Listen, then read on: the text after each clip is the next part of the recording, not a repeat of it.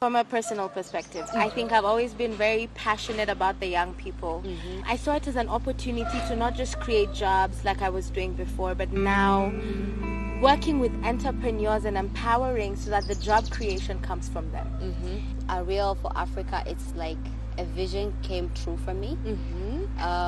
Because I am from a country where there is a lot of potential, but we never get to put it out there and live it because of course, the political situation and the whole system. Especially for the youth, it's very, very difficult. But immediately when we had this idea and we spoke with Edith and I spoke with Feruz, there was no way we couldn't do it. We shared the same passion. We want to help people, and we understand that the gold and the treasures in Africa lie with the young people in Africa. So we have people we've picked from a pool of people that applied. We picked 30 of them who are from 5 industries, that is the agriculture, arts, food and beverage, retail, and IT.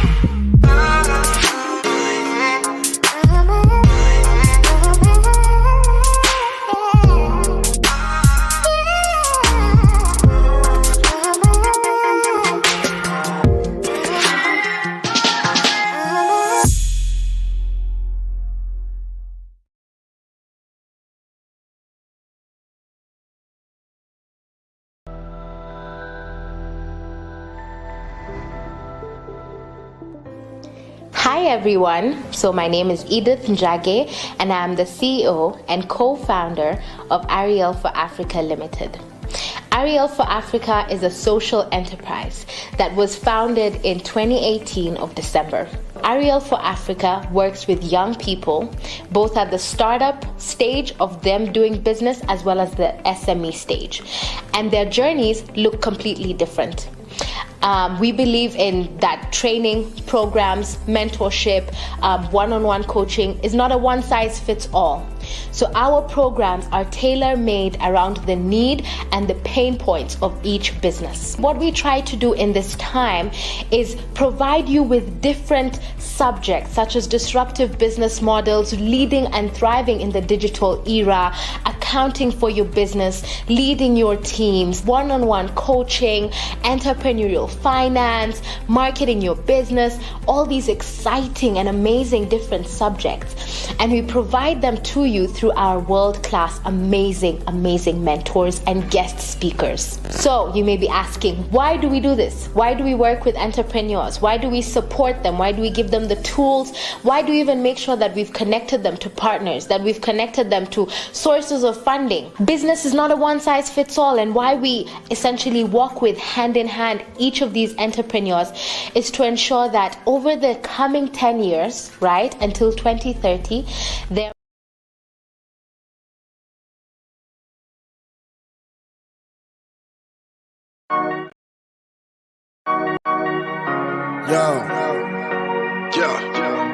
It's dead in this town. You know? It's crazy. Gotta shake things up. For real. Let's go. Quiet nights, there is no sound. Who needs a life with no fun around? Quiet nights, can't feel a pulse, can't hear a heartbeat.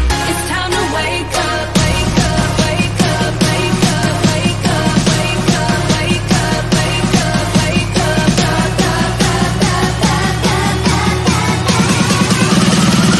Wake the streets up. Okay. Wake the streets up.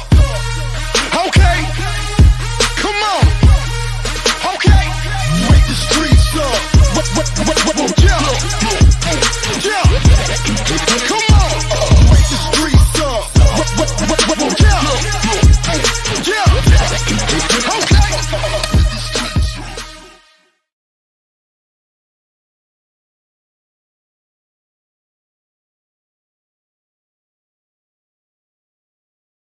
Now, data from the African Development Bank points to the fact that Africa is the most entrepreneurial continent, but starting a business and getting it to succeed are two separate things. As many as 80% of new businesses fail due to lack of funding, but some groups of founders suffer more than others. Women in particular face many challenges that hinder their ability to succeed. Of the $4 billion invested into startups across Africa in 2021, Africa the Big Deal report reveals that only 7% of funding went to startups led by female CEOs. That's $1 in every $15 raised going to women-led businesses.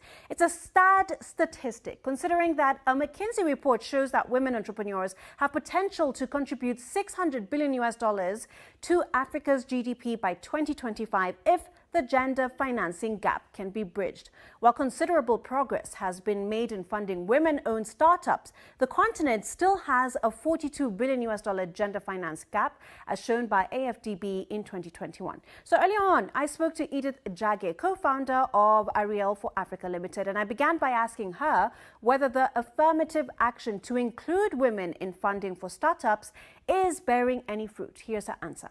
Yes and no. Yes, because now the bias against investing into women-owned businesses has reduced. So there's a lot more awareness in terms of the benefit of investing in women-owned businesses. But then also no, because now you have female founders who are having money thrown at them from all directions. Do they need it? No. But it's coming, and it's coming quickly. It seems money doesn't solve the problem. What more needs to be done to support or empower women who are in business? Mentorship and coaching, having a support system around them, insight, right, into the industry. I always say money is good, but not all money is good money. So the sort of tips and tricks on how to handle being in the startup ecosystem and also accessing sort of the venture building support and perspective, that has really been missing, and that really needs to be integrated for women-owned businesses. Expound on not all money is good money. What do you mean by that? You'll have investors who will come and will throw, say, $250,000 or $300,000. But because the business is still starting out, they'll say, okay, we want 40% or 45% of the business. If this is a seed round, when she goes for, say, Series A, what does she have to sell, right? She's no longer the sole or the majority owner in her business. The other thing is sometimes when you look into the term sheet, the deals have underlying terms and conditions that don't favor the woman. So board seats, voting rights. How would diversifying venture capital financing to make it a requirement to include women founders change the entire ecosystem? The return, right, will be almost double. Women, in terms of also default, when you're looking at safes or convertibles, the default rates are very low compared to their male counterparts. So I think there's nothing in this situation for the ecosystem to lose. What's the best piece of advice you've gotten when it comes to seeking for investment? So you basically need to get someone who will be with you in the long haul or in the long run. So money is good, but if you can get an investor that would give you a lot more mileage in terms of partnerships, industry connections, and scale, then that's spot on.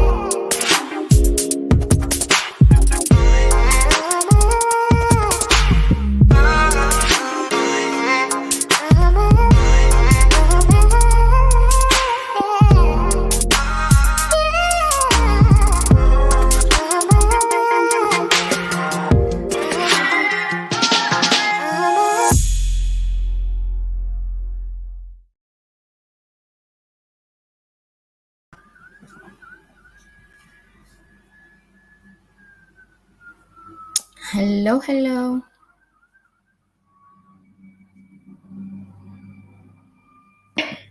Oh, perfect. Bless you.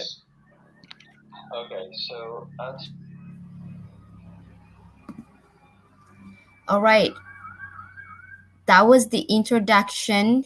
Um, Now it's time to hear for the amazing CEO to do some run of introduction. We're going to be presenting a little bit on Ariel, how far we've come, because this is in celebration for our 5th anniversary as a company.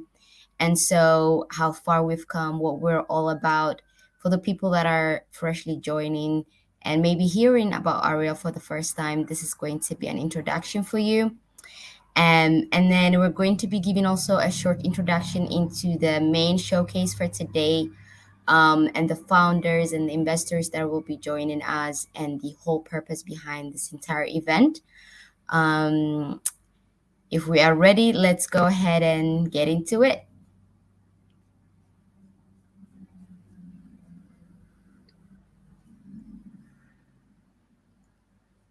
All right. Victor, are you ready? Yes, I'll just share my screen now. Okay.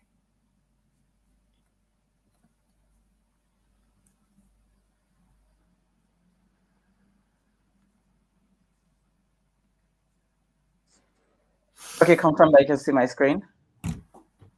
Yes, we can confirm.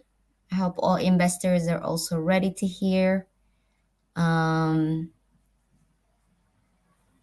Okay, so I'll just go now. 1, 2, 3. Yeah, you can go. Hello, everyone. My name is Victor. I lead a team at Checker, a digital health platform for at-home medical lab tests in Africa. Globally today, over 41 million people die annually as a result of non-communicable diseases such as stroke, diabetes, hypertension, cancer, and so many others. In Nigeria last year, over 72,000 people died from cancer. That is about 200 people daily. Meet my mom. My mom suffered from a stroke. And when we rushed her to the hospital, the doctors told us that she had diabetes and hypertension in her system for a very long time. My mom is one of the millions of Nigerians who do not like to go to the lab because of their busy schedules and they just want to get treated at home or self-medicate.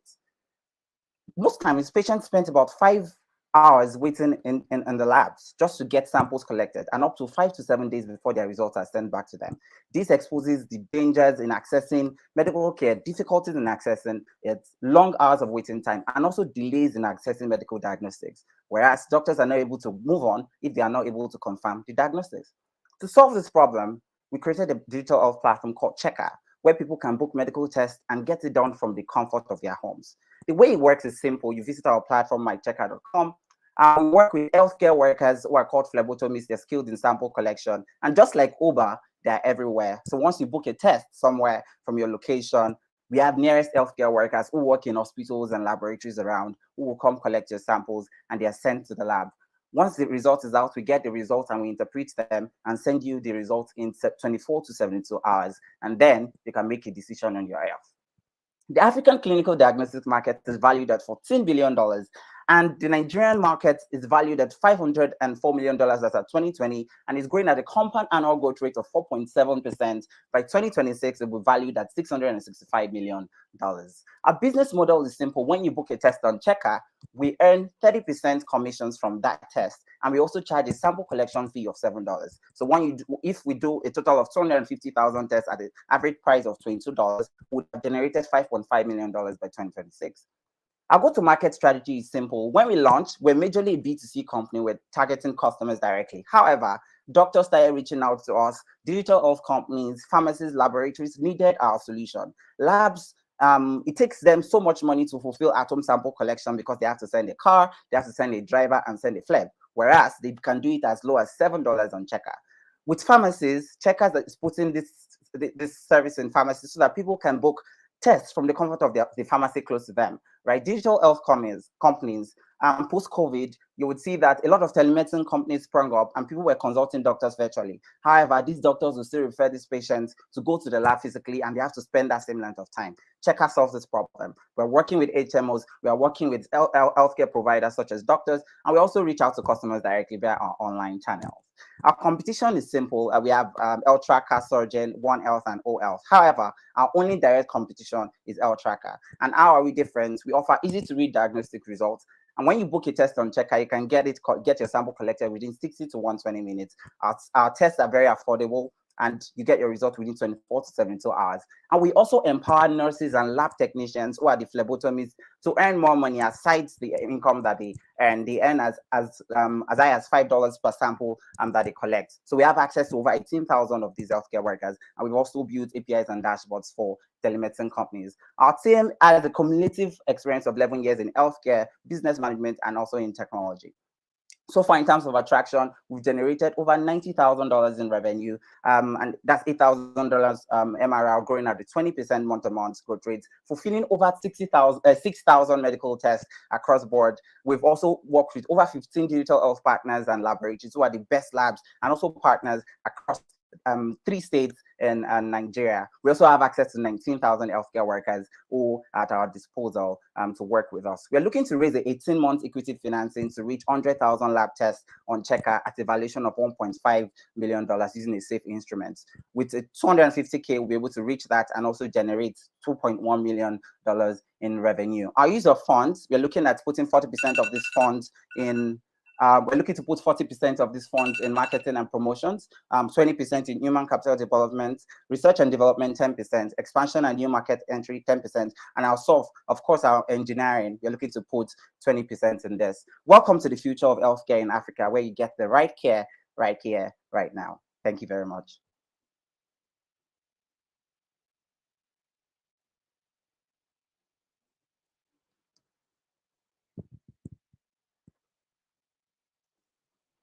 Sorry, I can't hear you. Can you hear me now? Yes, I can. All right, let's add back the investors. I hope they heard you. All investors, let's have our mic on. Raj and Steve. Do we have our third investor in Egypt? Steve, you're on a beach, man. What the hell? Hey, how you doing, Raj? Long time. I'm good. Long time. We actually need to catch up. We do. Let's do that. All right. I'll call you Let's after not this. take some time from the founder. His time is counting. Sorry. Okay. Fire your questions at him. Why don't you go first, Steve? Age before beauty. Awesome. Thank you very much for the presentation. Pretty on point. What you're solving is a key problem. Jazarif is a healthcare-focused investor, and I believe we've seen your application. So a couple of questions. One is, what is your long-term perspective on your product? Because I've seen so many medals, you see competition, etc. What was going to make you sticky? I'll stop with that. What's going to make you sticky? Yeah, thank you very much for that question. So the approach that we've used in solving this problem is the unique. Currently, we are the only ones that adopted that model. We work with doctors, right? So in Nigeria today, last year, over 150 million tests was done in Nigeria, and over 70% came from doctors. However, doctors have to still work manually using filing systems. So we've created like a unique dashboard that has EMR for doctors, that has test booking system, and also integrations with pharmacies. So aside them working in the hospital, government hospitals or private, they also run their practice. So a doctor can graduate from campus and download a Checker platform and begin his practices. Let me stop you for now. It's just that specific question.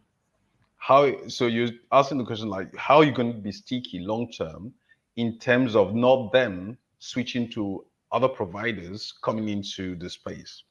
The reason I'm asking is because there are already people that you mentioned, like TPN in Kenya and many other ones in South Africa or Egypt, that are doing very similar things. So I just want to understand what makes you very different.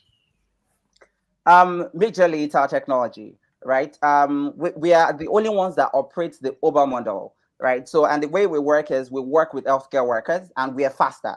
right? In terms of the speed, once you book a sample, once you book for a test, we don't push till next day. Most of our competitions always do next day because of the way it works. So our technology assigns orders to healthcare workers. The more healthcare workers we get, the more samples we're able to My fulfill. mic is mute my mic.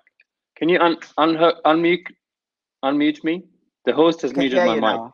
Can you hear me? I can hear you. Victor, Yes. I want to follow on that Steve point, because that's a very, very important point, right? Because every founder will say my technology is unique, and we all know no technology is unique because every technology can be recreated. Okay. So I want you to talk to me about what else beyond technology is making you unique. And let me give you a few clues on that, right? So I want you to go and read a book, okay, after this, called The Cold Start Problem. Okay. And the cold start problem talks about how do you start a startup. And the reason I'm asking is directly relevant to the question Steve's asking, which is, what is the piece? Forget technology, because everyone can make talk. What is the thing is making you the unique provider that people are not going to switch? And what you're building today is actually infrastructure, not technology. Okay, you're building infrastructure to allow patients to connect to doctors, to connect to a test. All right. Now, today, can you see this? Okay. Yes. That's a little glucose monitor. All right. Now you can go and buy this glucose monitor anywhere in the world, but I'm using something called Zoe. Do you know why? Because they have the infrastructure, right?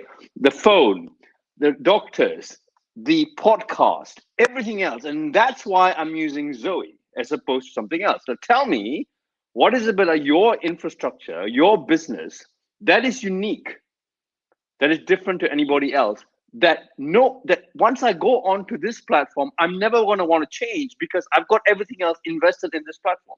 That is the question. Yeah, thank you very much, Raj. So actually we have that, right? Right here in Nigeria, we're just two major providers. About 15 telemedicine companies offer this solution, but it is powered by Checker, right? So building the infrastructure is one thing. We have that infrastructure that other providers tap into, even telemedicine companies. So a telemedicine company can come now and say, we are doing at-home lab tests. By the end of the day, we are the ones at the back end. So launching within 1 year, most of the biggest telemedicine companies right here in Nigeria, like Wella Health, Clafia, Tremendoc, all of them are powered by Checker. So we've built API integration such that they don't need to go on to build it again. We have access to 19,000 healthcare workers, which took us over a year to build, right? So all that and what makes you sticky with these healthcare workers? What makes you sticky? So first of all, they earn extra income. So they earn, for every sample, they earn $5. So once and they can collect up to 10 samples in a day. So we have healthcare workers that make more money than they earn in their primary place of work. So they want to be on Checker. Some of them are already working with us full time, right? Because in their location, we have high number of orders, right? So that way they earn more income. On the doctor's end, also, they're able to provide care faster, and they have an infrastructure that they can use to do end-to-end provision of the service. Okay, that's fine. I think I'm okay with that question. Let's move on. Steve, you had some other questions, I think. No, go on for the next one. I'll take the last. So I think let me just ask you then. So talk to me a little bit about customer acquisition cost. What's your retention? What's your burn? That kind of metrics, right? Can you talk to me a little bit about that? Yes. So our customer acquisition, so we acquire customers directly, right? That is one channel.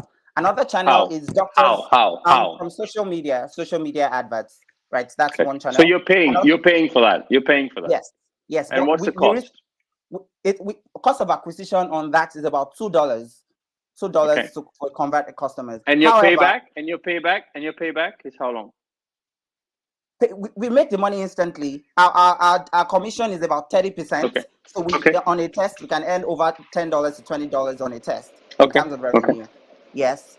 Also, for doctors, doctors already have the influx of customers. So once we onboard a doctor, we're getting all their customers. For example, one doctor can send up to 10, 20 patients in a government hospital. And knowing that the government labs are usually very crowded, they are not able to get tests done on time. So once the doctor books the patient on checker, we get more customers that way. So We also where is get the some test done? pharmacy. Where is the test done? Steve, very important question. Victor, where is the test done?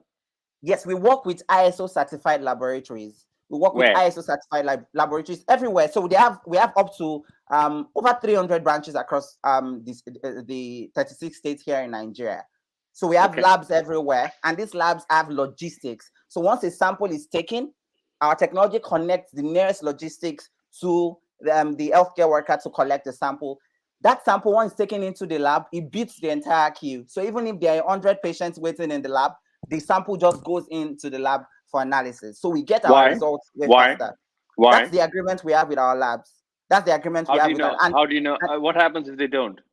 no, the dispatch, because we are not the ones there at the labs directly. It's the labs dispatch bringing the sample. So the samples are not queued. So there's nobody, the sample has been collected. The queue in the lab is for sample collection.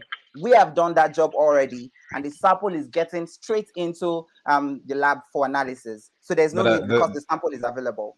Raj's question is, when you actually want to do the test, why would your sample topple any other sample that was already there?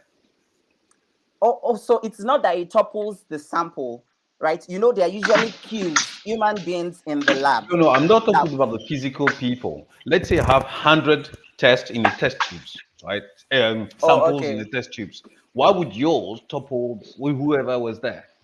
Okay, the way it works is that samples are analyzed together. So they can put, some machines can run 5,000 samples at the same time. Some can run, yes, so they put them together.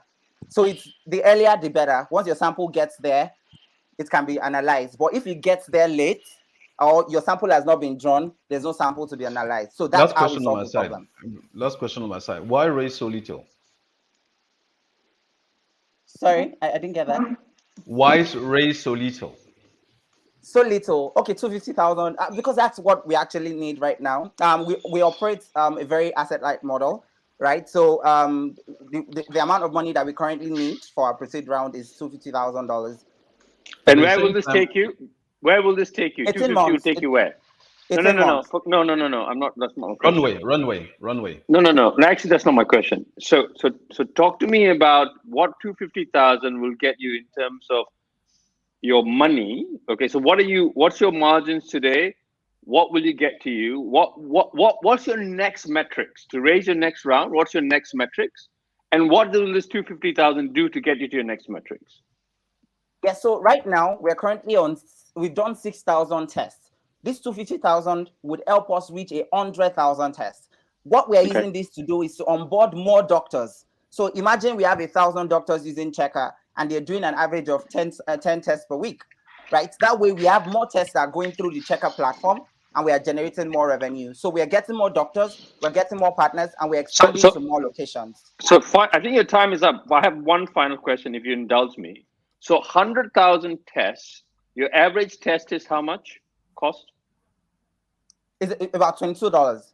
Okay, and your margin is how much? 30%. So let's just do the numbers. So 100,000 tests, you'll generate 100,000. Let's say it's $20. Okay. Yes. So do the maths for me. Help me. I'm terrible at maths. So what does that give you in total revenue?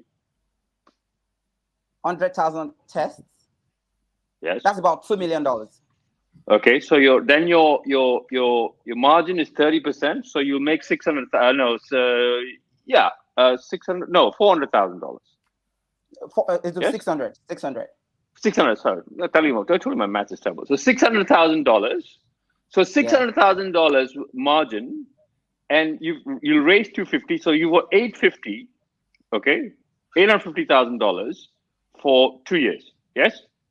Yes. Okay. So where will that 850,000 and 2 million revenue take you in terms of your next valuation? Is my question. So we can use the 10x, right? So that can make us. Well, 10x. Come on, Victor. Where are you getting this 10x from? I mean, 10x. You know, this number 10x, everyone loves. Okay, all right. 10x is a number that I haven't heard recently. Okay, let's tell me why you're using 10x, or what is a real number. I guess we can continue on. I think we are Okay. interested just for the sake of the organizers. Yes. Yes. This But you is get where I'm going. You get where I'm Yes, I going, get, I Victor. get, I Yeah. get where you're Okay. going. I Okay. get where you're Okay. going. And of course, we can take So on this conversation. so we'll take this up, but I want you to understand, and hopefully this has helped you as well, that these Yes. are the kind of questions that investors are really looking for, not the other stuff. The other stuff is fine, it's good, but in your presentation, those are the things I wanted to hear about.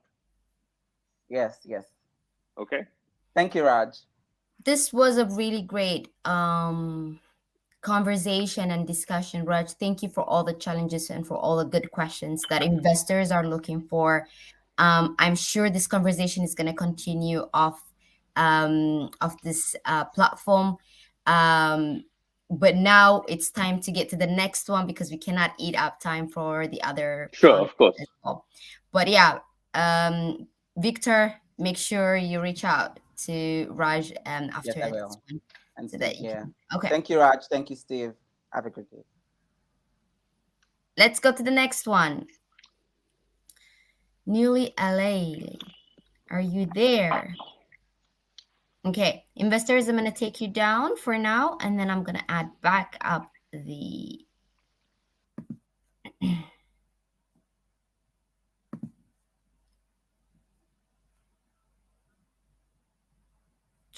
okay.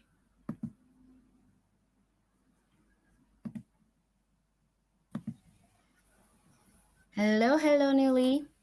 Are you ready? Hi. All right. Yeah, I'm ready. Okay, I'm gonna give you a go, and then you're gonna start to page. All right. One, two. I mean, is this your first slide? Is this where you're gonna start? Yeah, I'll start from here. All right. Go ahead. One, two, three.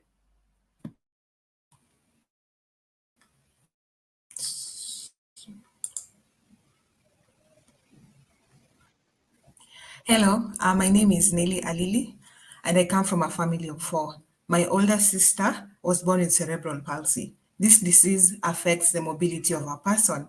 So growing up, I saw how my mom struggled to get her to school. First, the school didn't have a school bus, and second, no matatu will stop for her because she's a lot of work. Today, I am 10 years ahead of my sister because I was able to walk to school or catch a bus by myself. But is this just a problem affecting special needs children? No. 70% of schools in Africa lack sufficient and efficient means of school transportation.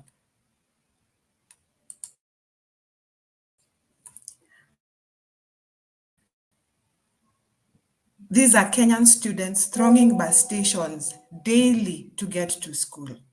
So what is our exclusive, safe and reliable student dedicated rights? We are doing mass transportation using buses and vans, and we're also using we are also doing personalized transport using taxis.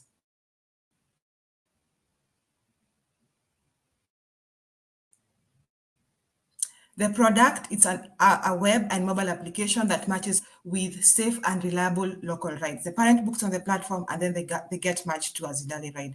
The app has features like 3D video telematics, real-time tracking technology, and an AI software that can do route optimization. Our target market is parents and schools.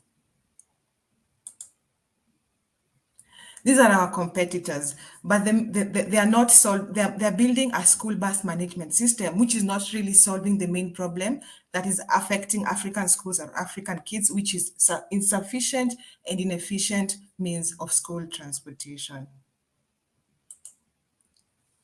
We are pegging our whole company on safety. We are using AI telematics, real-time tracking technology. Our drivers and minders are trained in caregiving. Most of our drivers and minders are female. We are also partnering with electrical vehicle companies. We are also very reliable. We have backup drivers in case of a car breakdown. We've also partnered with garages within areas of operation in case of a car breakdown.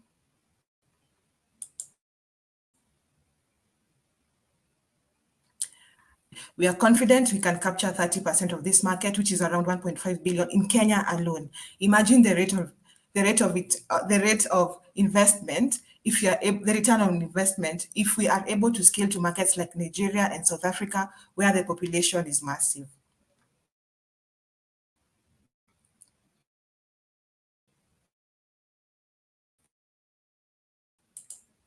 The good thing about our business and predictable, we take a 20% fee from every booking. In just 200 days of being in business, we are already making 4,500 USD per month. In the next year, 2024, we are confident we'll be making 10,000 USD per month.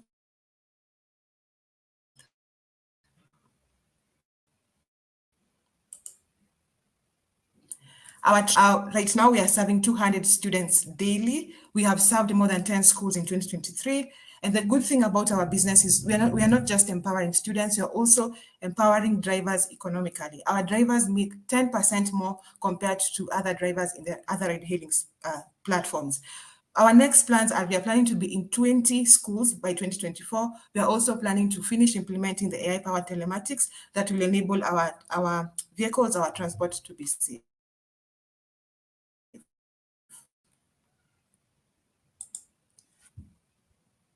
Our go-to-market strategy is an offline, partnering with organizations that support kids as well as schools, and also doing social media marketing. We are $50 valuation. This funding will serve us for 18 months. We are also looking for technical and business support. Most of the money will be used into technical support and user acquisition.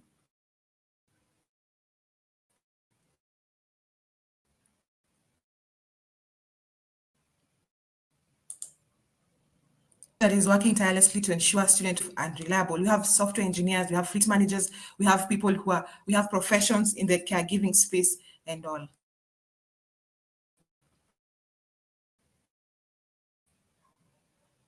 Investing in Zidali is investing in advancing three main goals: education, decent work, and gender equality.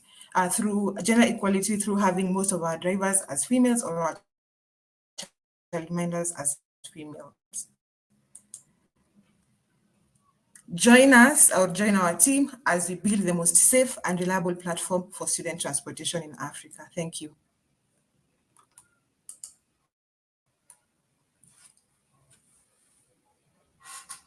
Thank you so much for that, Neely. I'm gonna add back all the investors. All right, Steve, I'm adding you in. Raj, I'm adding you in. And we have our third investor, Wale. Okay. Hello, Wale. Thank you for joining us. All right, I'm not gonna take you. The founder, go ahead and share your answers. Are you talking to me? Can you hear me? To all investors. Oh, okay. Yeah, you guys can go ahead, please. Okay, I'll go ahead. Thank you very much for the presentation. So essentially, I'm trying to understand whether you're a logistics company where you have your own branded car, etc., or you're like an Uber where you don't own the cars, but you package them. So how do you manage this particular thing? That's one of the things I want you to understand. Number one. Number two is your business model. Is it individual? Is it the B2C? Or is it more the schools as a B2B that contracts you? Because it wasn't very clear in the presentation. I was a bit puzzled. That's number two. Number three is, if you are a logistics company, that means that you need a lot more money than what you're showing us to buy the cars, brand them, make them safe, or have all these features that you're talking about, which is a bit of a different model. And then lastly, have you considered also B2, I would say B2D or B2G, business to government or business to donors, because what you're doing could be very much attractive for organizations that are willing to do basically more assistive technologies for disabled people, etc., etc. And then these people could be huge customers of what you're doing on more on the social side, I must say. But yeah, these are the three questions. Thank you.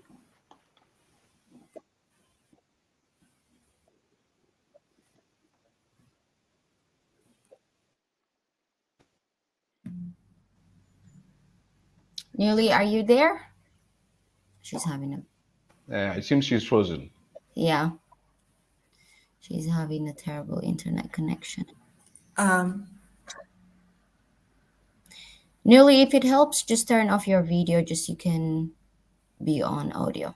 If it helps with the internet connection. Yeah. Yeah, go ahead. Are you able to hear me well? Yes, we can hear you. Yes. Hi, Mr. Steve. I've only had the first two questions. I guess I'll just answer them and then you kindly repeat the other two questions. So you've asked if we own the cars. At the moment, we don't own the cars. We have partners, people with vehicles, and we also partner with individual drivers. So we are exploring more of an aggregator model and a franchise model because we have realized we need to have a hand in, even though we are partnering with people, we need to have a hand in the business or in how the operation is done, right? And then the other question you've asked is, our business model, is it B2C or B2B? Our business model at the moment is both, because we've realized for us to easily get to parents, we have to first start with schools. But the main primary business model is B2C, but right now we're exploring both. Noted. Hi, Nelly, it's Raj. Look, I think what you're doing is very laudable, but let me just turn to the business side of it to continue on that line of questions, right? So just talk me through how what you're proposing. You sort of gave some things which were quite interesting. We said that existing drivers, so you're using existing infrastructure, so Uber and all the rest of it, people who drive, but they will make 30% more by using your platform. Okay, tell me how that works, and the most important question is, how do you make money from this? Okay, and what's the revenue share? So let's take a typical trip. I don't know what your typical. Let's just take $10 as a starting point, right? Let's assume it's $10. It could be something else. So talk me through how that $10 is split between you, the driver, the platform, and anything else. And from you, what you get, what is your margins on that? Just talk me through the economics. Okay, thank you for the question. So I maybe made a mistake. I said our drivers make 10% more. And the reason why they make 10% more is because of the carpooling aspect. We use like a four-seater. We bring 4 students. The minimum number of students we carry per vehicle is 4 students. So through carpooling, we are able to make more money, right?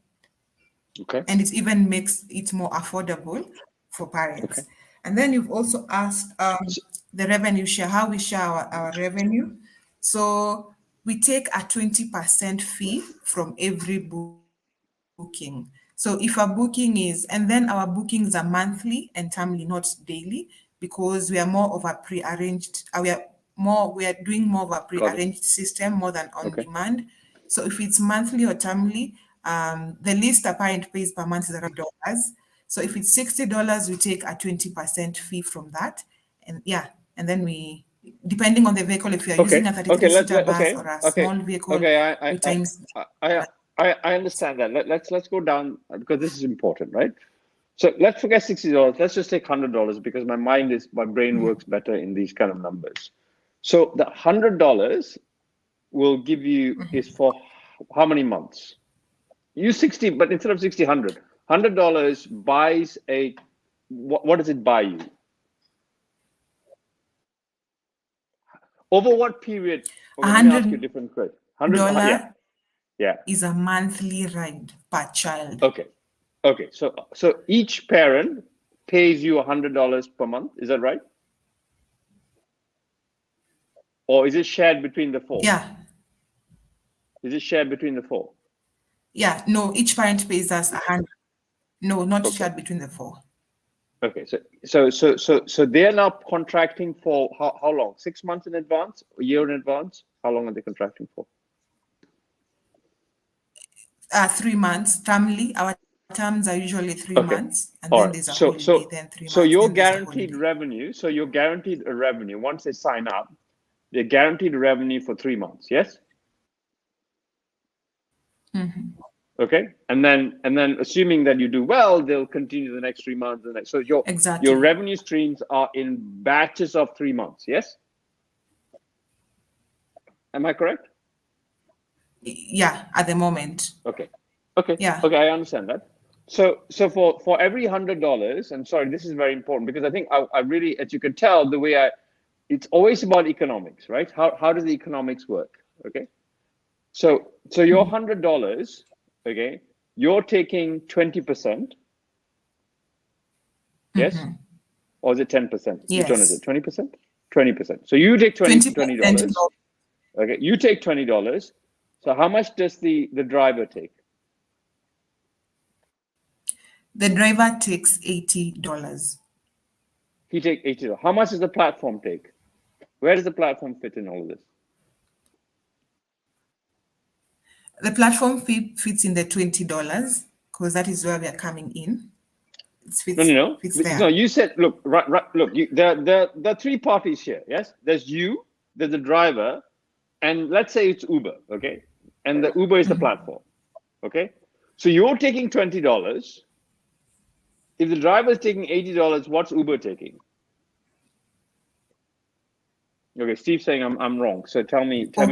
Yeah, from what I'm getting, the platform cost is her own cost because she developed it. So it's part of the 20. That's what she's saying. Okay. So it's her own app that basically they have to pay for. Okay, but I'm still struggling with what is Uber taking? Why is Uber doing this?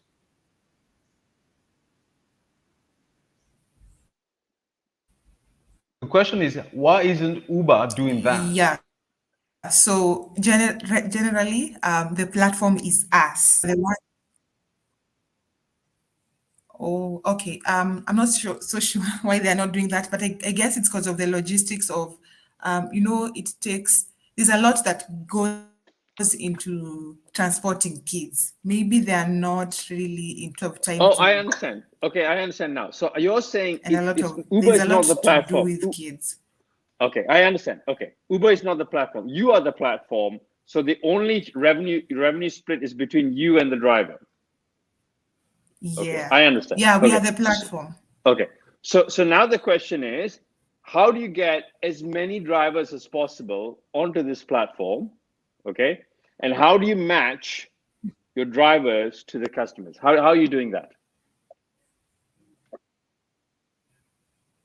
And what's the market? What's the size of the market? Yeah, how get people, drivers as many? No, one second, Nelly. How many people are going to want to use the service? Now talk to me about the size of the market, because I understand the business concept, but talk to me about how many people, let's say each car is 4, you're going to get 4 people.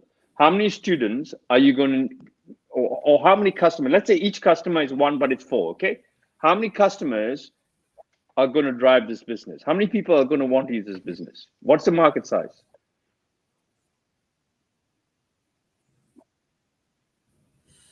The market size for student transport is around 100 billion USD. No. In Kenya.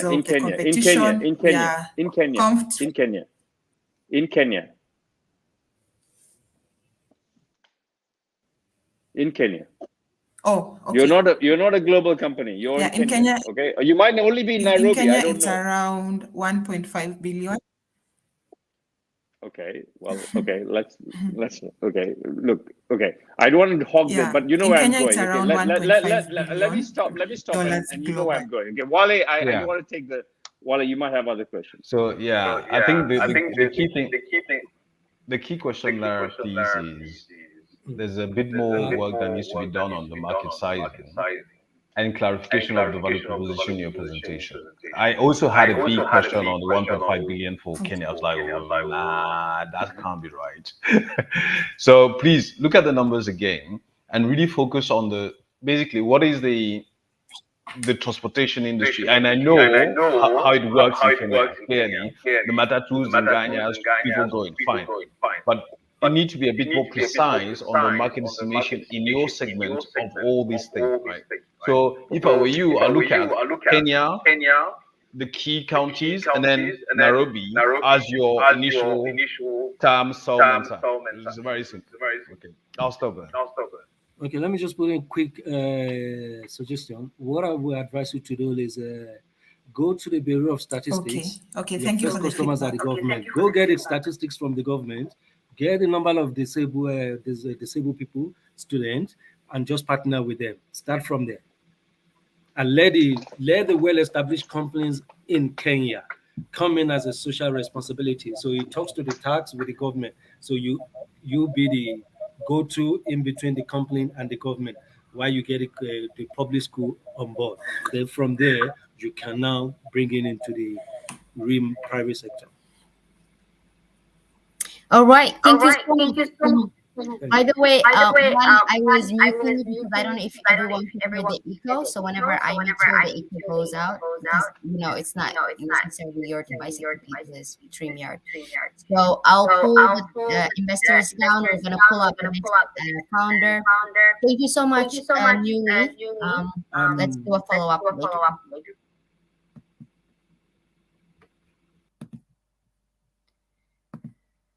All right, Precious, are you ready? You're next up. Let's see, Precious. Hi, Precious, can you hear me? Yes, I can hear you. All right. I'm trying just to find your slide deck. It's a video, so. Oh yeah, is it the Precious Chucks? So you will not be doing the presentation, will you? Yeah, I'm just playing the video. Okay, I'm just gonna add it. I see it now. And unmute. If you can just put it on loud volume, I cannot hear it.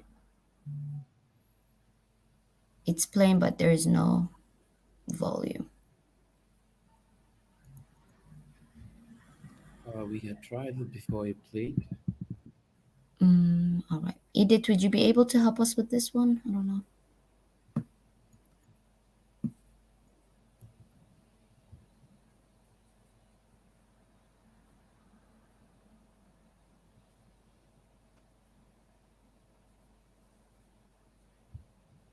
There is no voice into it.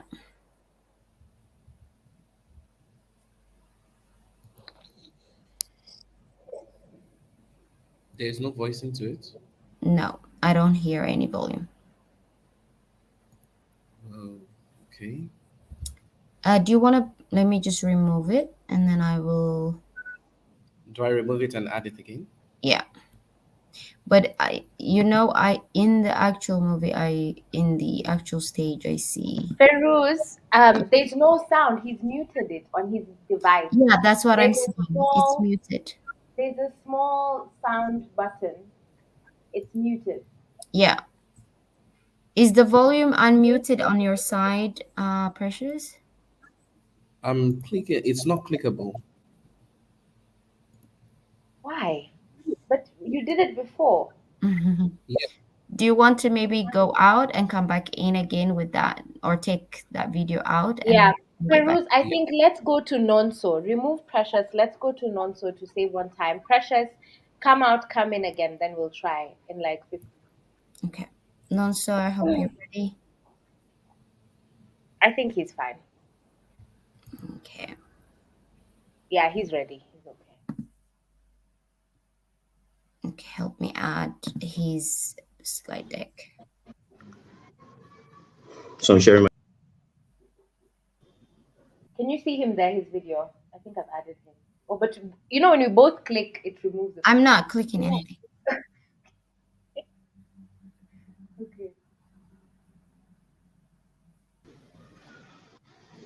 There we go. Hi, Nonso. How are you? Hi, Edith. I'm good. How are you doing today? I am good. I am good. All right, Excited to hear your pitch. Thank you so much. Mhm. All right. let's get started. I'm timing 1, 2, 3. Go. Okay. Hello, everyone. My name is Odelin Onso, and I am the proud founder of Drug IT. Drug IT is a tech-driven pharma distribution startup with a simple but profound mission. We want to make medicines more accessible and affordable within the African supply chain. Chaotic drug distribution, medicine counterfeiting, high medicine prices, and poor access to quality medicines currently plague the African pharma space. As a matter of fact, by the time I finish this speech, 5 more lives would have been claimed by these problems, and tragically, 3 of them will be children. It's the harsh reality we face, but it's also the driving force behind drug IT. In addition to these industry-wide challenges, there are other very specific accessibility problems that we are positioned to solve. As a pharmacy manager, restocking inventory involves challenges such as limited product range, minimum order requirements imposed by vendors, unreliable lead times, and very limited payment options. These complexities can make the restocking process stressful. Also, as a pharmaceutical consumer, managing health involves challenges like limited access to medications, particularly the rare and specialty medicines, high medicine costs, restricted pharmacy hours, and a lack of personalized care. These issues add stress to health management and pose serious challenges in the healthcare industry. At Drug IT, we're leveraging the power of technology to connect health businesses, enabling a seamless flow of medicines from production to the point of need, thus ensuring that medicines are accessible to all, regardless of their location or economic status. We do so using the Matrix 36 ecosystem. Matrix 36 provides a means for easy, safe, and reliable inventory stocking of health commodities by health businesses, as well as a safe and convenient prescription refilling channel for end users. These platforms allow us to sell to health businesses as well as pharmaceutical consumers, thus creating an efficient network that meets the demands of the various key stakeholders within the pharmaceutical industry. Our value proposition is anchored in our Matrix 36 ecosystem. We offer customers accurate inventory data, competitive pricing, a wide range of quality medicines, including rare and specialty ones. We provide flexible payment options, an easy-to-use online platform, and no minimum order requirements. Our value-added services include fast and free door delivery, a convenient prescription refilling process, 24/7 access, and medication therapy management. Our offerings are enhancing the accessibility and affordability of medicines. Our business model is simple yet effective. Our revenue comes from sales of pharmaceuticals using a varying price markup depending on the customer type. The focus of the B2B model is on small and medium-sized health businesses, while the B2C model allows us to reach chronically ill patients directly. With a population of over 200 million, the Nigerian pharma industry is valued at $2 billion, and this makes up our TAM. The pharma distribution sector accounts for 60% of these markets, and this makes up our serviceable available markets. And we aim to capture 10% of these markets within the next 5 years to make up our serviceable obtainable market of $120 million. Now, how do we plan to capture the markets? The core of our marketing strategy is based on engagements. We build brand awareness and increase our customer base using a combination of digital and traditional marketing channels, from account-based sales management to discount-based promotional sales, and hosting teleconferences and webinars with industry giants. We're not just reaching our audience, we're engaging them. Since our launch in 2019, we have generated over $3 million in revenue, fulfilled over 13,000 orders, and currently serve the needs of over 1,000 business and individual customers monthly. But what sets Drug IT apart, you may ask? In the competitive pharma distribution markets, Drug IT stands out with its technology-driven approach, emphasis on rare and specialty medicines, and focus on both the B2B and B2C markets. Our scalable business model, strong partnerships with manufacturers, and an experienced team further strengthen our position. Now, our team is our secret weapon. As the founder of Drug IT, I'm a licensed pharmacist with over 9 years of experience in public health and supply chain management. We equally have Catherine, our Chief Human Resources Officer, and Daniel, our CTO. We're looking to raise $2 million in seed funding to support our growth objectives, which include expanding our product offerings and value-added services, improving our logistics and inventory capacity, geographical expansion, boosting our marketing operation, and upscaling our tech infrastructure. We envision a future where no one in Africa has to suffer due to lack of access to essential medicines. So this isn't just about making a smart financial decision, it's about making an impact. So the big question is, are you ready to join us in changing Africa? Thank you.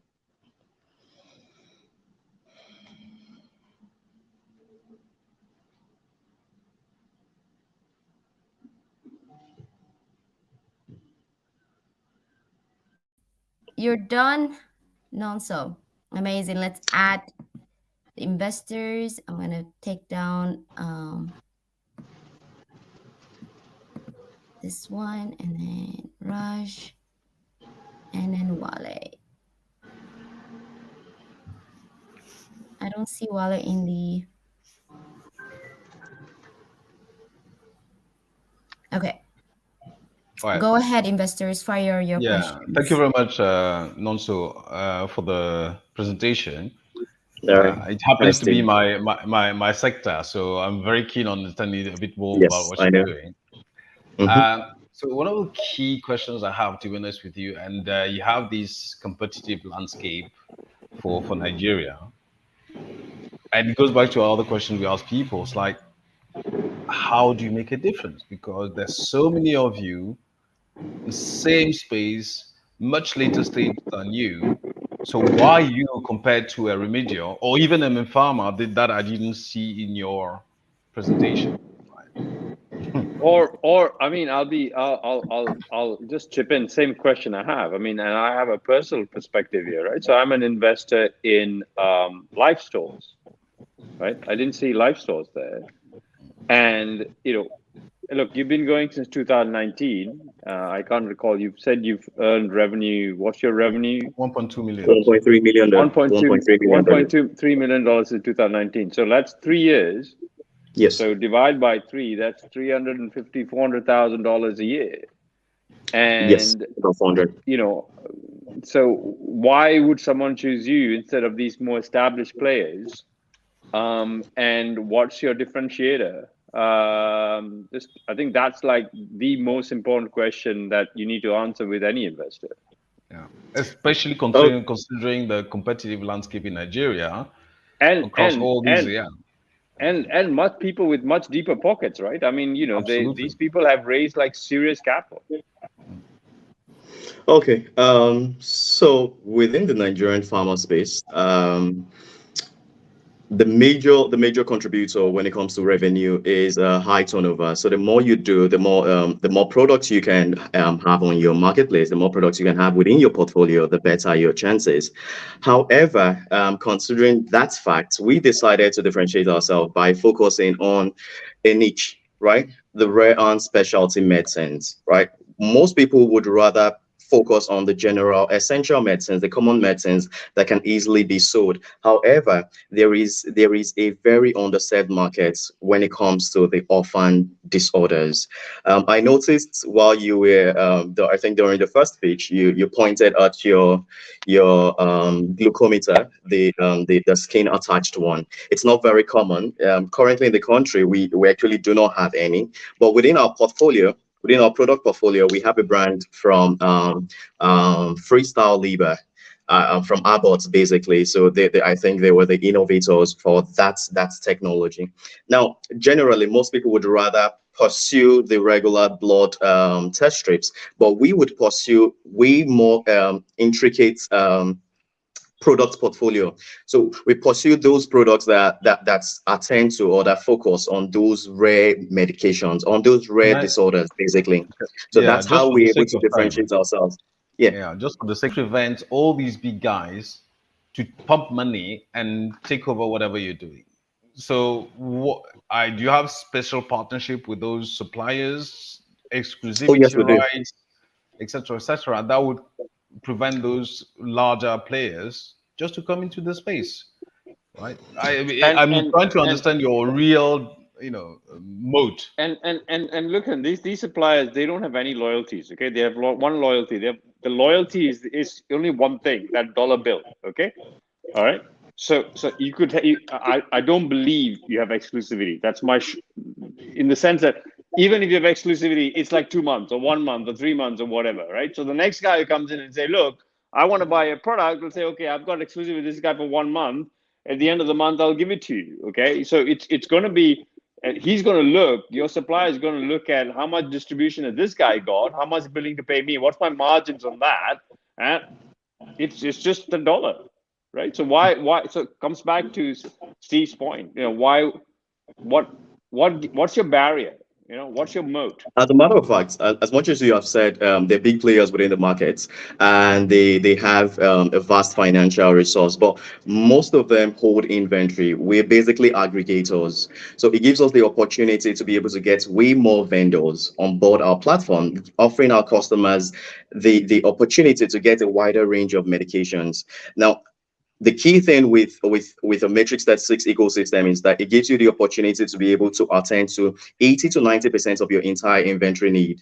Currently, you can only achieve that by looping by accessing about 3 to 4 different distributors or wholesalers. But currently, with the Matrix 36 marketplace, considering the fact that we're able to aggregate the largest number of vendors within one platform, we're giving our customers the opportunity to be able to attend to 90% of their inventory need. That saves a lot of time when it comes to the procurement process. So the fact that we do not have to hold inventory makes our business model very scalable and makes it easier for us to be able to offer way more than our competitors are offering. And I also included the fact that we, aside from the fact that we have a specialty focus on those rare medicines, we equally focus on not just the B2B market, but as well as the B2C market. On the B2C end, we mainly place our attention on the chronically ill patients and not just the vast majority of pharmaceutical end users within the country. No. So what you said, it's a bit counterintuitive versus your existence since 2019, because if you don't hold inventory, you're focused on specialty medicines, etc., then you should have generated a lot more money just following that vertical in 2023. So did you change business model? What is the story? Because then I don't understand it. Okay, so for starters, it was difficult to get most of the vendors on board the platform. So along the line, we had to first set up our own facility. And our facility was focused on those rare and specialty medicines for us to be able to get significant traction to attract these vendors on board our platform. Because normally when you go to the first thing they want to ask is, what are your numbers? Who do you have on board? What are your processes? So it was very difficult to get the first vendor on board. So we had to first create a wholesale facility to serve as a solo vendor on the platform to generate significant traction. And then over time, as at September 2022, we had to change our model to a multi-vendor model to attract more vendors and expand our portfolio. Okay, and since September 2022, has that dramatically changed your revenue projections? Yes, it has. The downside to it is the fact that for the multi-vendor approach, we're only able to use a smaller markup compared to the products within the portfolio of our own facility. When we're dealing with the multi-vendors, we're able to use a markup that ranges between 10 to 20%. However, for the products we directly procure from our distributors and our partner distributors in the UK and the US, we're able to use a markup as high as 40 to 45%. Okay. I don't have any more questions for now. Do apply on our website. We'll take it. I already did. Okay. I already did. All right, thank you. Look, first of all, I think that's my key takeaway in this is that I'm still struggling to see what's your USP and what's your fit within what I think is a very competitive landscape in Nigeria. And I think you need to help me get better. And I'm happy with the information you've given us so far. But I think you need to help me and any investor sort of understand why you are going to be the winner. And I think it is a winner that we're looking at in this market, as opposed to anyone else who's been around and who has much deeper pockets than you have, right? So if you're going to say, give me $2 million, I haven't seen anything today, right now, to say that $2 million will make you the winner in what I see as a very, very competitive market, right? So help me with that. Okay, by the 15th of September, we'll be launching our pharmacy management software, which these health businesses would be able to use from the end, and it gives us the opportunity to help them automate their procurement protocol. I actually Okay, did not let me mention stop that. there quickly. Let me stop there quickly. Yeah. So that's what Lifestyle Pharmacies got, and they've been running for 5 years. So what makes you different to Life Stores? And by the Lifestyle, way, they've already onboarded a bunch of pharmacies, and they're raising a Series A. Lifestyle runs a B2C channel, so they run a No, retail. they have two things. No, actually, they have a B2C and a B2B2C. They've got something called Oga Pharmacies. Go check it out. Okay, I where do. other pharmacies use their platform to buy drugs. Exactly what you're just talking about. Common drugs. Currently, we have Lifestyle Pharmacy as a clientele on Drug IT. So they buy those rare medications from Drug IT currently. Okay, so you're coming back to the point that you're on these specialty drugs, okay? All right.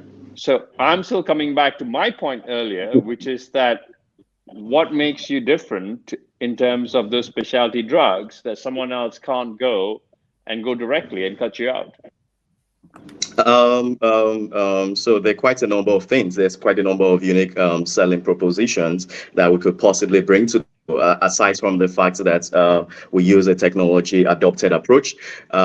We give them 247 access to the platform. We're able to carry out better lead times. Currently within the Nigerian pharma space, bulk orders are mainly delivered within 48 to 72 hours, but we're able to make better cuts around 2 to 6 hours. And for many pharmacy managers, that's one of the key advantages they're looking out for. And like I mentioned earlier, we have no minimum order requirements imposed. So whether you're making a bulk size purchase or bit size purchase, we're able to still offer you at that same affordable rate of a business.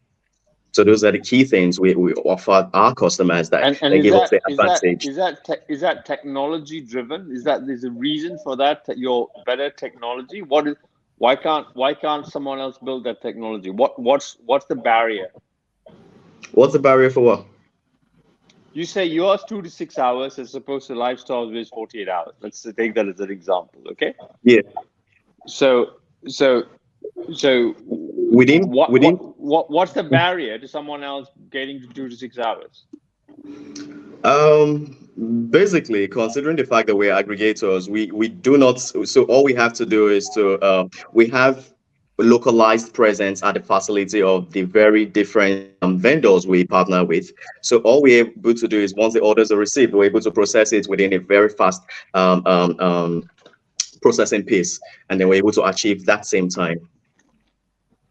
Yeah, but okay, maybe look, let me stop there. I mean, I think I'm still struggling with what's your USP, right? I think you haven't convinced me that what you've got is a differentiator that cannot be achieved by someone else in the market, especially by throwing some money at it, right? And especially because they have deeper pockets and can throw more money at it, right? And that's the piece I struggle with. Okay, I will have to cut you there. Thank you, Raj, for all the challenging questions. And so thank you so much as well. We're going to do a follow-up later on. Now I'm going to bring in the next person because we're taking away from their time. All right. Thank you. All right. Okay. All right, Precious, I hope your video is ready now. I can see it is unmuted, so it should work perfectly fine. Let's play it. And here is why. Okay. Ready? I think you can just put it backwards and play it. I'm going to go down.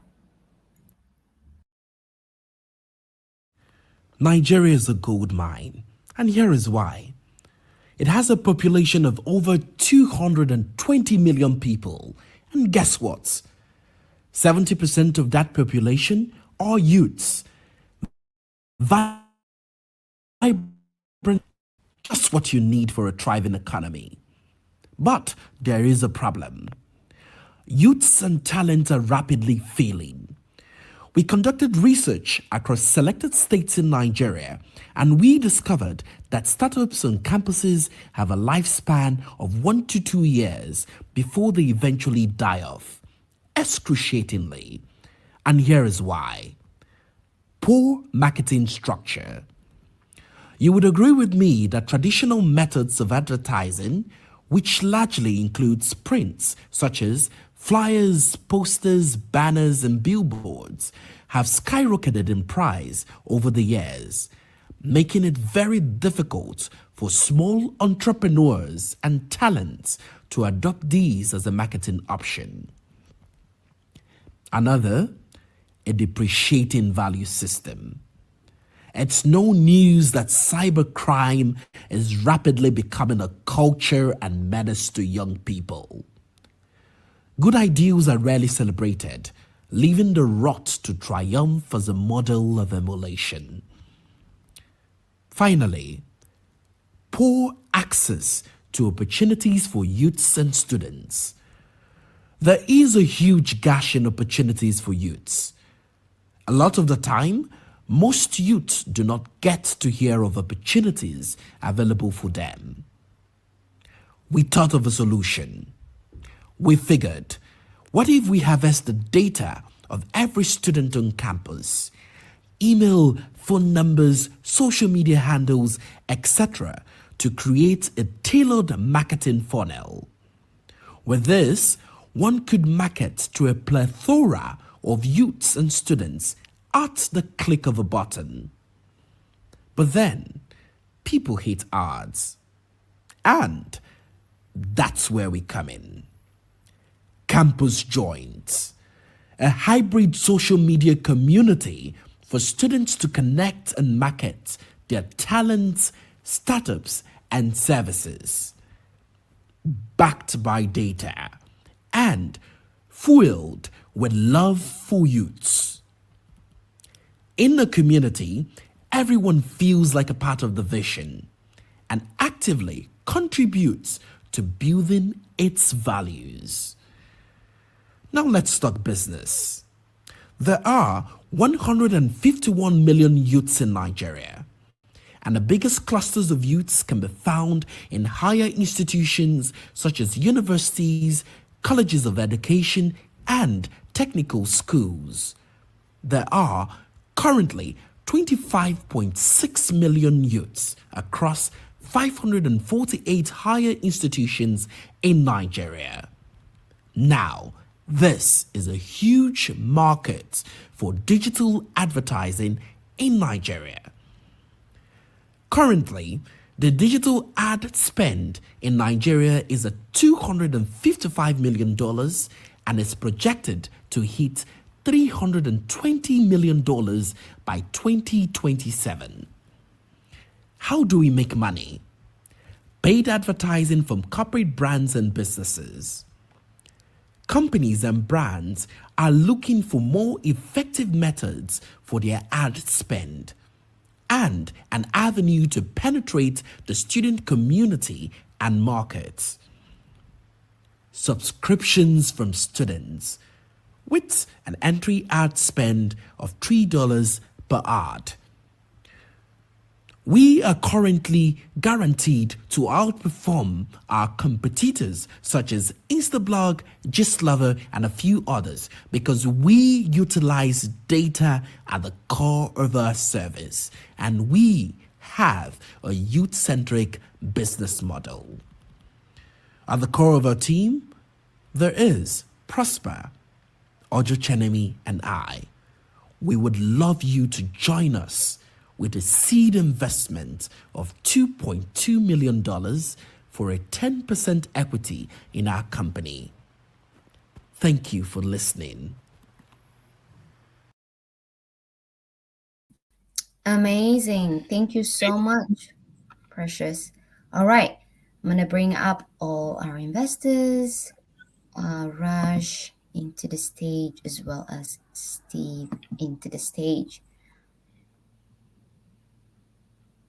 All right.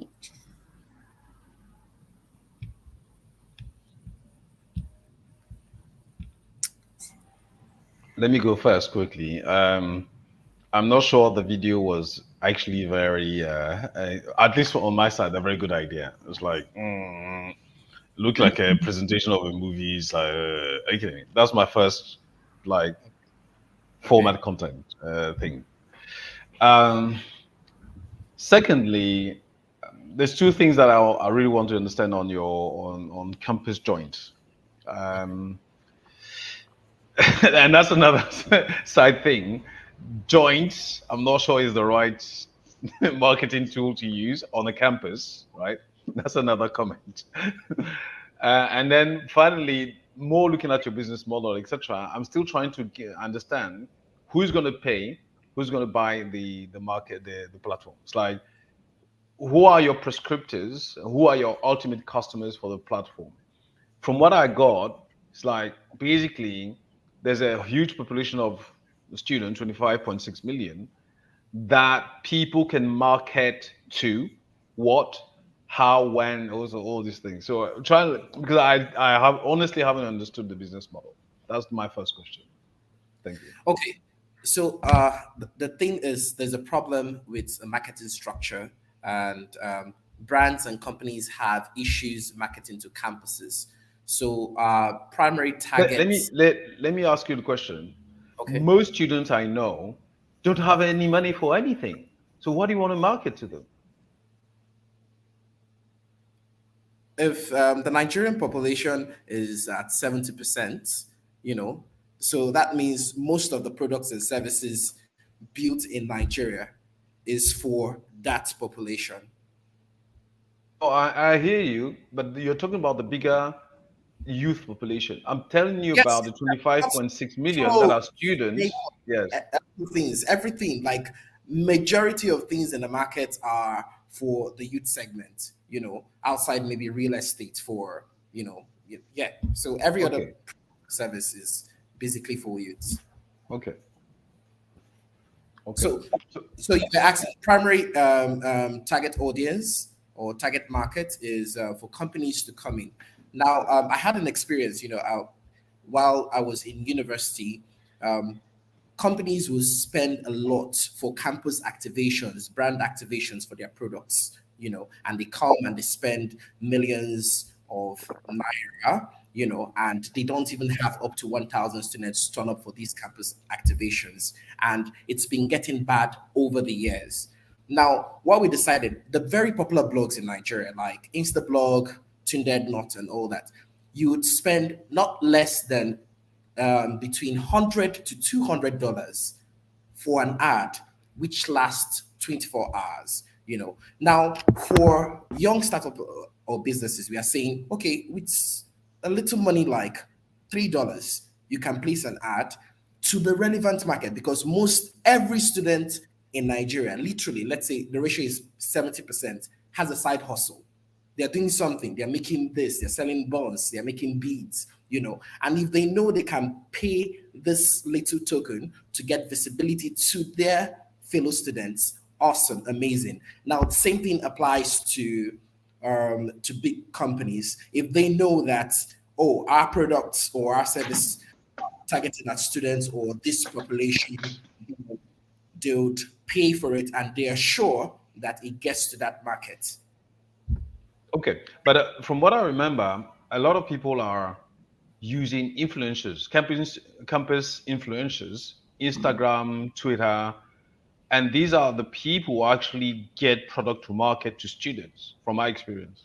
So how are you going to compete or onboard those influencers who already have the access to the students, or you want to compete, or you want to partner, or what's kind of the business model there? Both. Because you remind me of a company in Kenya called AI Fluence, right? And anyway, you talk, and then I'll let Raj come in. Yes. So both would work with influencers, because truly, if you want to influence people, you have to use the very influential people on campuses. But influencers are not the best way to market a product or influence people sometimes, because once you're online, Influencers usually have, it's porous. They are on Instagram, so they have followers most of the time. Their 10,000 followers, 20,000 followers are not from those campuses. They are from all over the internet. Now, there could be opportunities where it's specifically tailored to, say, maybe engineering students, and these are what that product is beneficial to that segment. We as a company can specifically target those people and push that to that segment of the market, and cases where we need to employ hire influencers to create the marketing ads or something, we do that, we engage them, and we still push it out. So tailored marketing. Okay. Precious, it's Precious, right? Yes. So I think I have the same comment. I would not do a recorded video because I think it just doesn't come across well. You want to see a founder with his energy, and I can see you've got a lot of energy. You're enthusiastic. No one wants to see a recorded video, so don't do that again. Okay? All right. Yeah. So the first thing, and actually, your brand name, I'm kind of okay. It's a bit cheeky about sort of you're trying maybe a play on the joint thing. Maybe I would put a hyphen and sort of make it even a bit cheekier. So I'm okay with that. All right. But let me come back to what is your business model. And again, if you heard what I said earlier, I'd encourage you to read a book called The Cold Start Problem, because what are you building here? Okay. So you're building a double-sided marketplace. Yes? You're building, connecting, you're just a platform, connecting students to what? And we'll come back to what in a minute. Okay, so you're saying they're side hustlers, so let's call these students entrepreneurs. So you're connecting entrepreneurs to customers. Yes?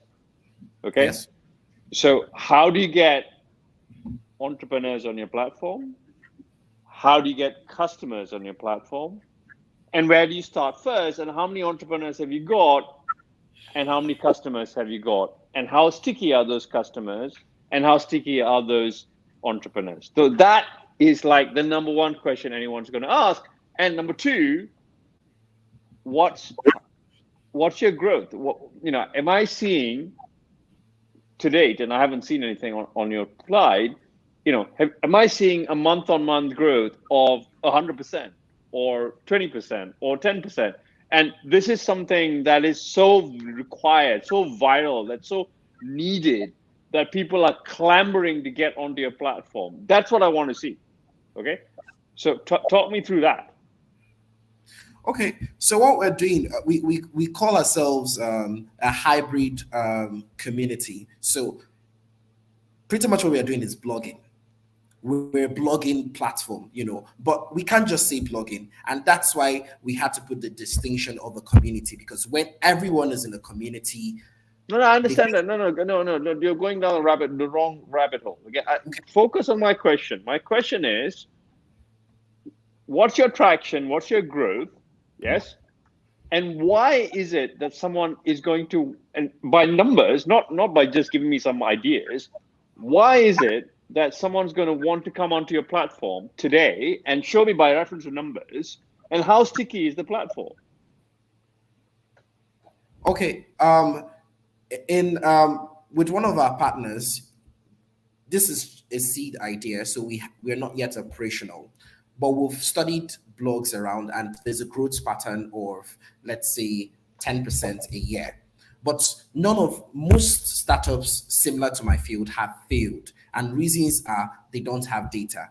So let's say for a blog like Instablog in Nigeria, is the biggest blog in Nigeria, has 6 million followers. We think we can surpass that in 2 years, because we have data. We're directly connecting to students. The powerhouse of this infrastructure is data, because with data, we can directly market to people. We can invite them. Hey, come. So you've got these students on your platform. You've got their details. Yes, we've got their details. Okay, how? Asking them, inviting them.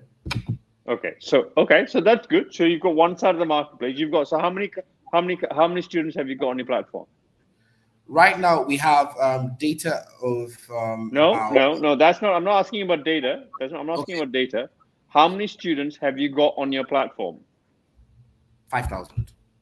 Okay, so 5,000, and how are you going to get? So you've got.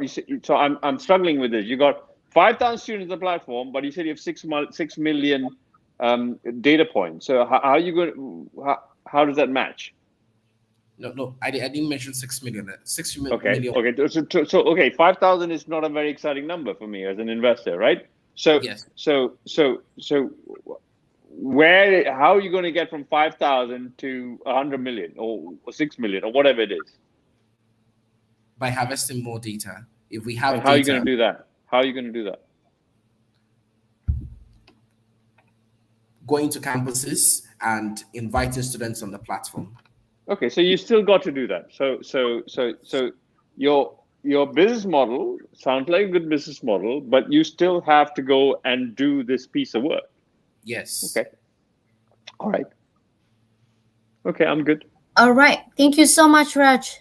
Amazing. Thank you, Precious, and thank you, Steve. I'm gonna remove you from the stage, and we go to our last founder that's gonna pitch for the first round of session of this session. So let's see, where are you, Choma? Adding you to the platform. Hi, Choma. How are you doing? Behind this one.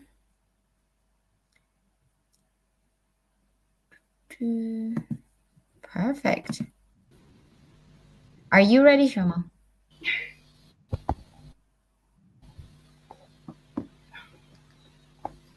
Hello, Okay. Can you hear me? Are you ready? Of course I am. All right, go ahead.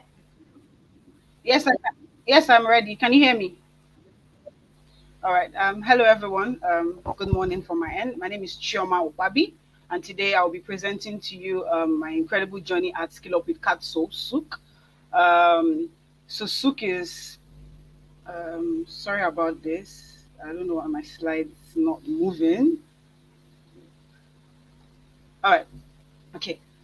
So Souk is a social tech startup on a mission to empower young people from underserved communities through skills training and our global marketplace. So our comprehensive approach is to address poverty, unemployment, and inequality, and we're doing this by empowering young people with tangible skills. The problem we identified, because firsthand I had my experience of this, is limited access to opportunities. So young people in underserved communities like slums, barracks, ghettos, and so many under bridges in Nigeria actually lack access to quality education and vocational trainings.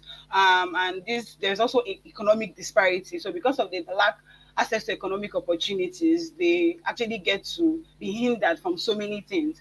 And there are so many untapped potentials. So in underserved communities, you get to see untapped potentials with skills are waiting to be unleashed. So what we did as a team was to come up with an idea. We understood that it was very important for partnership for us to grow this. So we established partnerships with various businesses and organizations that would help us to train these young people. And these businesses are people we call the Souk partners because they also want to have a taste of the social good. So we identified them, we partnered with them to start training these young people in vital skills like plumbing, shoemaking, tailoring, and to mention a few. And after that, we moved to what we call the global marketplace of Souk, where after these students are being trained, they seamlessly transition into a marketplace where they can now start showcasing their skills and talents to audience that are ready to buy from them. So we have a very simple workflow. So we onboard partners, the skills training happens, certification, just to make sure that the talents we have on our platform are selling the best to their customers. And then they start making transactions on our marketplace. Because we believe in monitoring and evaluation, our monitoring and evaluation team keeps making sure that every single thing on the platform is going fine, and then there's continuous improvement. So from feedback, we get to improve. So what's the market opportunity? Well, about 55% of the Nigerian population are aged between 18 to 35, and most of them are also from underserved communities. About 100 million young people in Nigeria are from underserved communities, and they lack skills, right? There's a rising demand for talents to there's a rising demand for talent to start selling themselves out there. So a lot of people are looking for quality plumbers, mechanics that they can trust to come to their areas or homes to actually work on their jobs. So that was the opportunity we saw, and you know what we said, this is it. So we've identified a lot of competitors, right? But in Nigeria at the moment, the close competitors to us are Bookings Africa, TerraWorks, and we also have Way App, which we just identified recently, that started sometime this year. But what sets us apart is our end-to-end solution. So for Souk, we don't just onboard young people. We make sure that these young people are talented. They have the tangible skills, right? Because we're trying to build a world where talent knows no bounds, right? So we have an inclusive focus. So our focus is actually focused on the marginalized, because everybody is trying to build something in tech that is focused on helping people that have access to tech. But however, we've tried to use this as a social cause for us to be able to create an opportunity for young people that are neglected, underprivileged, to have access. So we're impact driven and we have diverse offerings. So there are a lot of things. So you don't just come to see just influencers, social media marketers, or tech developers, but you see skills, core skills, like plumbing, tailoring, and the rest I mentioned earlier. So our business model is very simple. So we charge our talents a 20% commission. So Souk, there's a job of $50, the talent gets $40, and Souk makes $10. So that's how we actually keep working on our platform, maintain the platform, and continue our mission. There are milestones. So we have 41 Souk partners so far. Number of beneficiaries are over 850 of them. Our transaction volume has grown from hundreds to about 7,000 successful transaction volumes. And our social impact is our successful impact. So we're getting positive feedback from our community. And this has gotten recognitions from us as top 20 social impact company. We've gotten the top 10 young outstanding business or person of the year. So this is because of the feedbacks we've gotten so far. We're looking at the our financial transaction is simple, right? In 2020, we made 20,000 US dollars. 2022 last year, because we discovered that we needed to look for, because we were doing it manually before, so we moved to tech and we saw a trajectory growth, which was 50,000 US dollars. So this year we're projecting to make about 114,000 US dollars, and by 2024, if we secure funding today, we're looking at making about 250,000 US dollars. Our use for fund. First off, we're asking for 150,000 US dollars, and we're asking this for 20% equity of our business, because we'll be using this funding. 50% of it is going to expansion and scaling of our operations. So we're going to reach out to more young people, more on the SAFT communities, get more operations team. Our marketplace needs to be enhanced, because we're trying to introduce a project management tool where clients can get to see the progress of their work. And we heavily want to work on marketing and awareness, because we understand that people need our services, but we need more people on our platform, so that the number of beneficiaries we are looking to onboard before the end of this year can be able to receive clients as they're on our platform. So we're made up of an awesome team. Myself, we have a growth manager, our technology officer, David. We have our growth manager, Kelvin Steve. We have Chioma Johnson, my namesake. She's our financial officer. We have Alista Julius, is the one that makes sure that all our trainings are well coordinated. And we have our operations manager, Margaret Carlo. She ensures that quality training and monitoring of evaluation is happening on the platform. This is a theory of change. And we've been featured on various publications. We've been featured on various publications. So thank you. Thank you very much. Good job, Choma. All right, let's add back up all our investors. You can always emphasize on the rest with the questions. All right. Hey, Choma, let me go first, because I always feel that Steve feels that he needs to go first, and let me give him a bit of a break here. So thank you for the presentation. Choma, can you take me back, if you can, and maybe if you don't have the slide in front of me, we can just talk through it. Take me back to the slide on your numbers and what you're raising, please. Okay. And the reason I asked is two things stood out to me, right? So one is you were saying you're raising 150,000 for 20% of the company. Yes, is that right? Is that right? Am I right, Choma? Choma, can you hear us? Let's hope it's not an internet problem.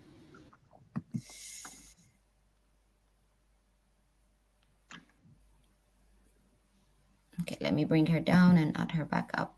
Let's see.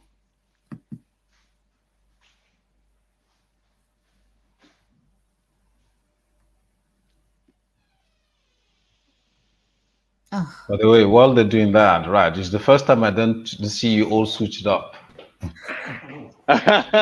You know, in a long time.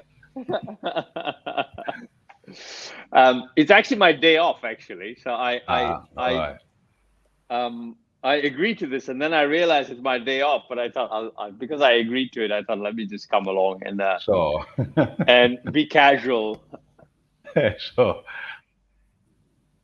Okay. Choma, feel free to turn your video off because that might help with your internet connection. Okay, all right. All right. So my okay, I can hear question you, was, Steve. okay, it was actually me.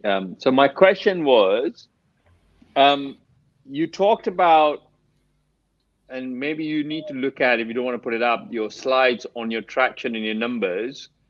And then you said you were raising $150,000 for 20% of the company. Is that right?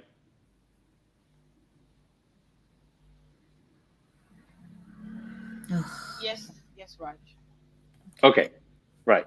Okay, so that's how. So do the maths for me. So that's a valuation of, so 5 times 150. Help me with the 5 times 150. 10 times 150 is 1.5. So $750,000 valuation. Yes, am I right? Yeah. Yes, Raj. Okay, so 750,000 valuation. You're going to give 20% of the company. Now, with this 150,000, tell me where you're going to get to in terms Yes, of we're your looking at about numbers. $900,000 here. Okay, forget 750, 900, whatever. Okay, so let's just stick with let's make it even $1 million just for the sake of easy numbers. So $1 million, you're giving up 20% of the company. You're raising $150,000 for $1 million valuation, and that $150,000 will get you to what? And what's your next valuation target? And the reason I'm going down this, and Steve will know this, is that if you're looking at this as a venture scale business, okay, and you're already giving 20% of your company away for $1 million, okay, very soon you're going to be running out of equity to give away as a founder, okay? And very soon you will not be venture investable, because no venture investor is going to want to invest in you if you as a founder and the founding team only has 20% of the equity or 30% of the equity or whatever. So the rule of thumb is, by the time you get to Series A, and Steve will correct me if I'm wrong, as the founder and the founding team, you still need to have about 50 to 60% of the equity. Okay. Now, if you've already given 20% away at what is effectively your pre-seed, okay, at $1 million valuation, you're never going to be venture investable, is my advice to you. Now I don't know what the solution to that is, but I always want you to understand that in the context of what you're trying to do, right? So with that information, talk me through your numbers. And maybe you're not looking for this to be a venture investable company, right? So maybe you're just saying, well, you know what? I'm going to bootstrap this. I'm going to get to break even by just, on the platform. My margins are high enough, et cetera, et cetera. And once I raise this $150,000, I don't need to raise any more until I get to 10 million ARR or whatever it is. So just with that, just talk me through your business idea of how you're going to raise more capital and what's your business proposition in terms of growing this business.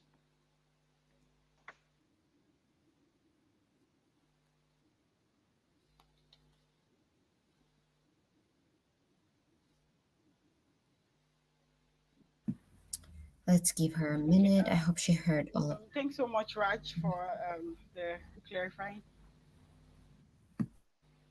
Yeah.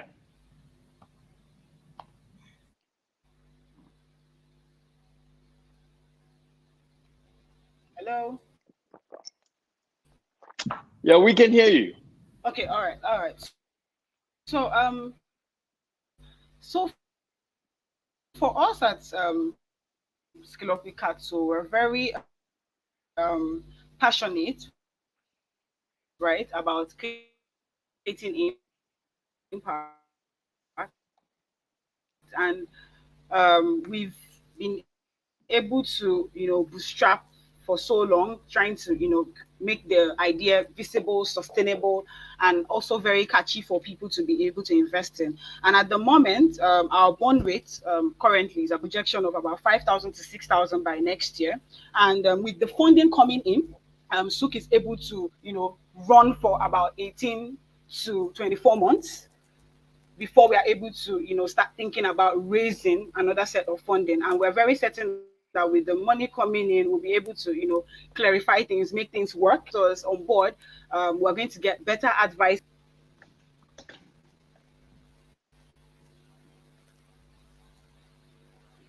I think we lost you. Hello. Did everyone hear what? Did anyone hear what I was saying, please? Yeah, we heard some of it, but we lost towards the end of the investors something. Hello. Choma, we could hear the first half of your answer, but towards the end, we've Okay, kind of. all right. So we said that.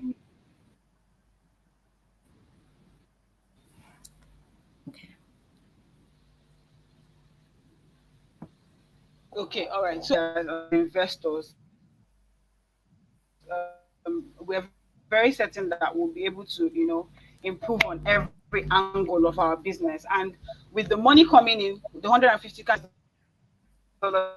we're looking at raising right now, once this money comes in, we're using it to enhance the business. And we're looking at, being able to have 80.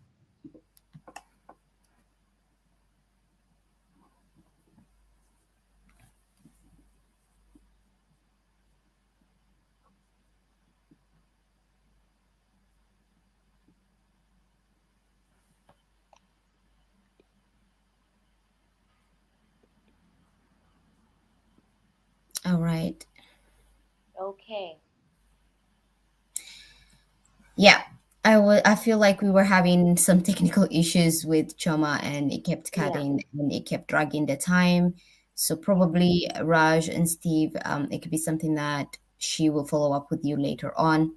But I don't think it's fair to take on time on the rest of the founders. Yeah. So we are going to take 5 minutes break. I don't know, Steve, Raj, do you have any questions up until now for us or for the founders? Anything you want to raise? No, I think all right. for myself. Okay, so what we're gonna do is the first round is complete, so we're going to jump onto the next one. We're way over time, so we're going to be having to cut a couple of our sessions that we prepared, like keynote speaking sessions, and we're gonna move forward to the next one. Let's meet up on the next session in about 5 minutes. Yeah. Am I staying online because I had problems before? Shall I just stay online here? What's the best thing to do? No, Raj, you'll be fine. Once you've logged in with YouTube, the way we did it, you'll be fine. I'll get on call with you and we'll do it together. Don't worry. Okay, so do I log? What happens now? Do I just log? Yeah, we're all going to leave the studio. Yeah, at the bottom. We're all going to leave this studio and we're gonna join on the second. The other one. Yeah. Sorry, can I remind me how long more have we got on this? So yours is just this. The next session is just 1 hour. So it's this next 1 hour. I think what we'll do in the next one is try and make sure that, first of all, Founders Internet is good. I think that's a lag. The second one is that we get through Q&A a bit faster because they've been taking 15 instead of 12 minutes. Yeah. Okay. I think. Sorry, go on, Steve. No, just a quick one. I have a hard stop at the top of the next hour. Yeah, okay. Same here. Okay. Yeah. Okay. Same here. Okay. So we'll get through it quickly. Yeah. So I think feel free to just cut us off, right? I mean, just say, look, time's up. Whatever. Yeah. Okay. Let's do this. See you there in 3 minutes.